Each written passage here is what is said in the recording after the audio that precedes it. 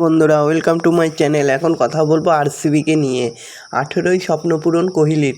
প্রথমবার IPL champion হলো বেঙ্গালুরু। দুই দলের হয়ে ট্রফি জেতার রেকর্ড হলো না শ্রেয়াস আয়ারের। আহমেদাবাদ নরেন্দ্র মোদী স্টেডিয়ামে 200-রও বেশি রান তাড়া করা কঠিন নয়, অথচ বেঙ্গালুরুর বিরুদ্ধে 191 রান করতে পারল না পাঞ্জাব কিংস। ফাইনালের চাপে খেয়া তরি হারিয়ে ফেলল শ্রেয়াস আয়াররা। তো বন্ধুরা, এরকমই সব আইপিএলের খবর প্রতিনিয়ত জানতে হলে চ্যানেলটিকে অতি শীঘ্রই লাইক, কমেন্ট, সাবস্ক্রাইব করতে ভুলো না। আর বন্ধুদের মধ্যে প্রচুর পরিমাণে শেয়ার করে দাও, যাতে আমার 4000 ঘন্টা ওয়াচ টাইম খুব শীঘ্রই পূর্ণ হয়ে যায়। 4 বল বাকি থাকতেই মুখে হাত বিরাট কোহলির। চোখ ঢেকে ফেলেছিলেন তিনি, বোঝা যাচ্ছিল কান্না চোখের কোণা থেকে জল গড়িয়ে পড়বে। খেলা শেষ না হলেও ততক্ষণে খেলার ভাগ্য নির্দিষ্ট হয়ে গেল, জয় নিশ্চিত হয়ে গিয়েছে বেঙ্গালুরুর। তাই নিজের আবেগকে ধরে রাখতে পারলেন না কোহলি। কেরিয়ারে সব ট্রফি পেয়েছেন, আইপিএল বাকি ছিল, অবশেষে সেটাও এলো।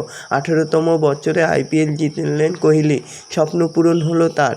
আর আইপিএলে শুধুমাত্র বিরাট কোহলির স্বপ্নই নয়, আরসিবি এবং বিরাটের ফ্যানদেরও স্বপ্ন পূরণ হয়েছে। সবাই চাইছিল যাতে বিরাটের হাতে ট্রফিটা এবার যাক, কারণ সেই একমাত্র যে আরসিবিতে রয়ে গেছিল তার স্বপ্ন পূরণের জন্য। তবে দেখে বোঝা যাচ্ছিল না খেলাটা কোথায় হচ্ছে, আহমেদাবাদের নরেন্দ্র মোদী স্টেডিয়াম না বেঙ্গালুরুর চিন্নাস্বামী। গোটা স্টেডিয়ামে লাল। দুই ফাইনালিস্ট বেঙ্গালুরু পাঞ্জাবের জার্সিতে লালের আধিক্য বেশি থাকলেও গ্যালারিতে টেক্কা দিয়েছে বেঙ্গালুরুর সমর্থকরা। 191 রান তাড়া করতে নেমে পাঞ্জাবের প্রতিটি উইকেট পড়ার সঙ্গে সঙ্গে ডেসিবেল আরও বাড়ল। 90,000-এরও বেশি দর্শক ছিল মাঠে।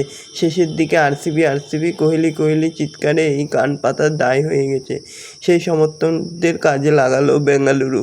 না হলে এই মাঠে 190 রান করে জেতা সহজ ছিল না, সেটাই করে দেখালো বেঙ্গালুরু। এবার আইপিএলের নতুন চ্যাম্পিয়ন পেতে চলেছে তার রবিবার ঠিক হয়ে গেছিল। প্রশ্ন ছিল কে জিতবে, শ্রেয়াসের পাঞ্জাব না কোহলি। তবে বিরাট কোহলিরাই চ্যাম্পিয়ন হয়ে গেল। ধন্যবাদ সবাইকে এরকমই সব খেলার খবর জানার জন্য।